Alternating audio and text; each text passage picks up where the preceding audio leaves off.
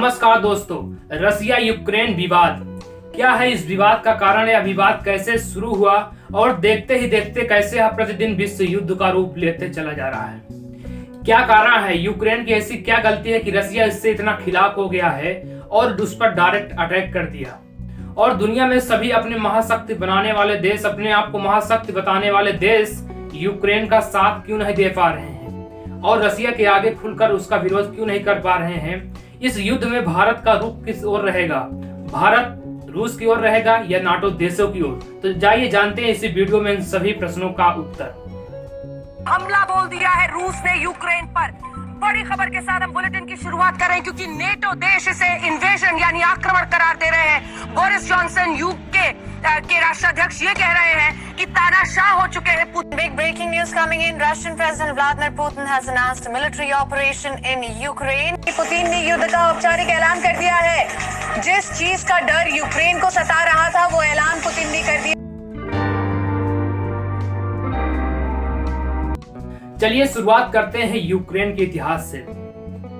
Ukraine 1991 से पहले रसिया Soviet संघ का एक देश हुआ करता था। 24 अगस्त 1991 में यूक्रेन को एक स्वतंत्र देश की रचना की गई। यूक्रेन को एक फ्री देश किया गया, इसको स्वतंत्रता मिली, लेकिन फिर भी सोवियत संघ का यूक्रेन पर प्रभाव बना रहता था। तो यूक्रेन ने सोचा अगर हमें स्वतंत्र देश के रूप में फ्री रहना है तो हमें सोवियत संघ से निकलकर नाटो देशों की सदस्यता ग्रहण करनी चाहिए। नाटो क्या है? दुनिया के 30 शक्तिशाली देशों का सैन्य एक ग्रुप है, जैसे America, France, Canada, Germany, Poland आदि देशों का एक सैन्य ग्रुप है जिसे कहा जाता है नाटो। आजाद होने के यूक्रेन लगभग 5-6 वर्ष बाद ही नाटो में प्रवेश करने के लिए, उसके सदस्यता ज्वाइन करने के लिए ही प्रयास करना शुरू कर दिया।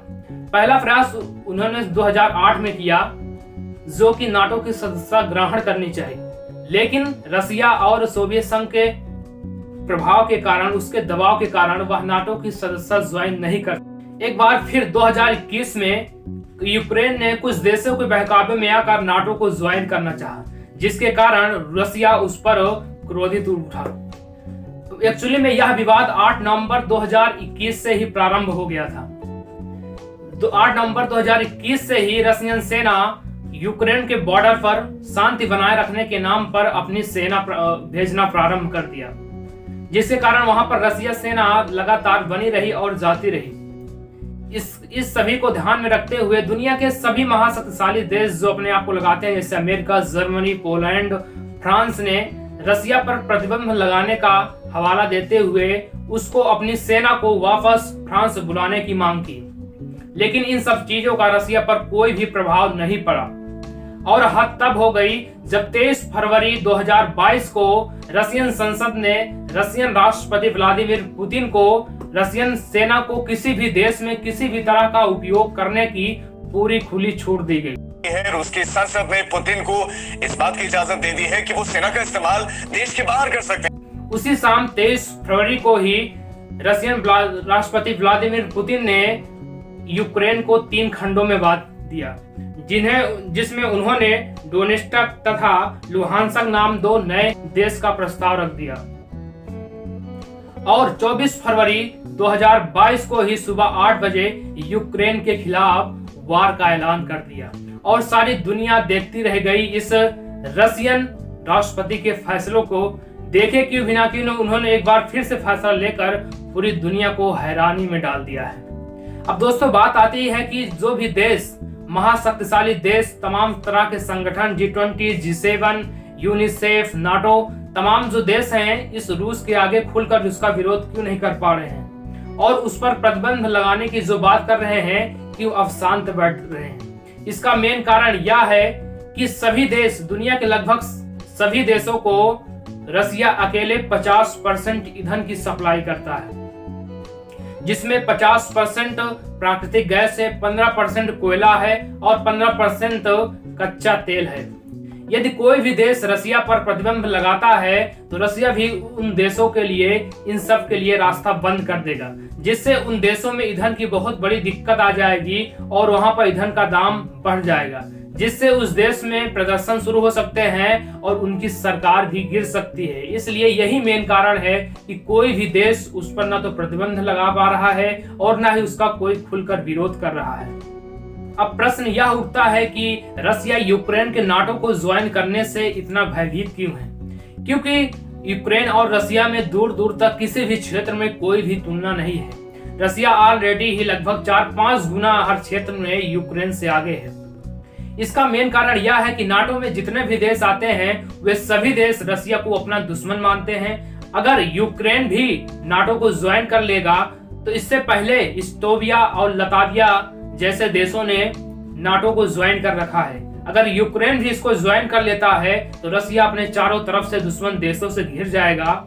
इसीलिए रसिया यूक्रेन को नाटो को ज्वाइन करने से मना कर रहा है।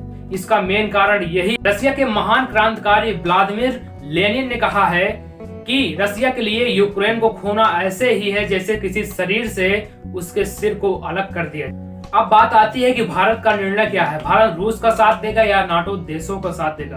क्योंकि इस समय पूरी दुनिया की निगाह केवल भारत पर ही टिकी हुई है, क्योंकि भारत और रसिया के संबंध लगभग कई दशकों से अच्छे संबंध रहे हैं, जिसके कारण पूरी दुनिया की निगाहें भारत पर टिकी है। और यहाँ तक यूक्रेन के भारत में राजदूत ने भारत की सरकार से और नरेंद्र मोदी से गुहार लगाई है कि वह रसिया को समझाएं और इस युद्ध को टालें। Modi ji makes me hopeful that in case of his strong voice, Putin at least should think over. हालांकि यूक्रेन ने भारत का अभी तक कहीं भी कोई भी साथ नहीं दिया है, लेकिन फिर भी अमेरिका से और भारत के रिश्ते हंसते हैं और अमेरिका यूक्रेन का पूरा सपोर्ट कर रहा है।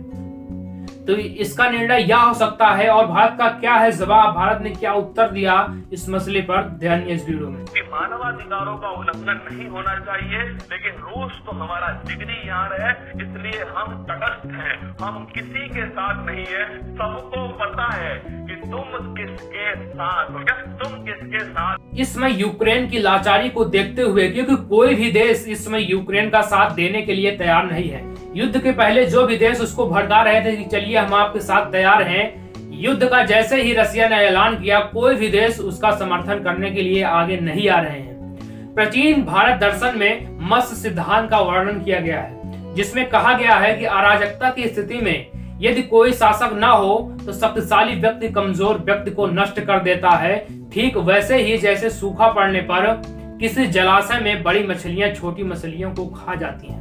अगर रसिया और यूक्रेन के राष्ट्रपति की तुलना की जाए तो रशियन राष्ट्रपति व्लादिमीर पुतिन केजीबी के एजेंट रहे हैं। केजीबी रसिया की एक खुफिया एजेंसी है, जिसके कारण उन्हें युद्ध कौशल, रणनीति और राजनीति का बहुत ही ज्यादा अनुभव है।